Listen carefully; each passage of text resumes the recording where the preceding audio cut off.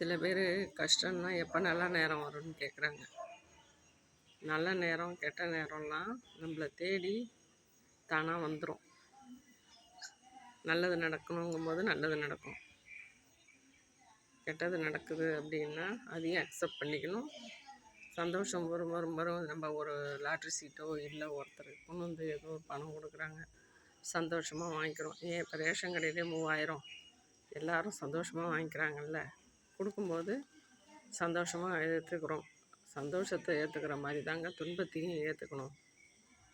துன்பம் வந்துட்டு ஐயோ நான் என்ன பாவம் பண்ணேன், எனக்கு ஏன் கடவுள் மேலே மேலே மேலே துன்பத்தையே கொடுக்குறாரு அப்படிலாம் சில பேர் சொல்லுவாங்க.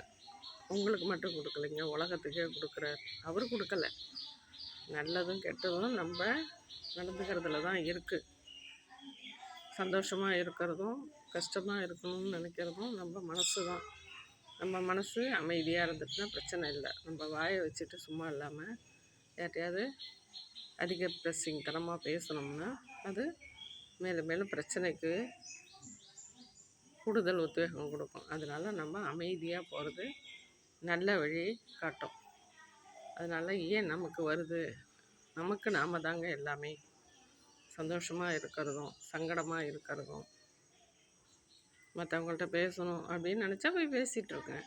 ஏமாப்போ பேசுனாங்க படுத்து கிடப்போம் அப்படின்னு படுத்துட்டு எதையோ யோசிச்சுட்டு இருந்தோம்னு வச்சுக்கோங்க, வியாதி வரும், தூக்கம் வராது, பல குழப்பங்கள் வரும், பல சிந்தனைகள் வரும். அதெல்லாம் தவிர்க்கணுன்னா நீங்கள் நிம்மதியாக இருக்கணும். நிம்மதியாக இருக்கணும். உங்கள் மனசுக்கு தான், உங்கள் மூளை என்ன சொல்லுதோ அதை தான் மனசு கேட்கும்.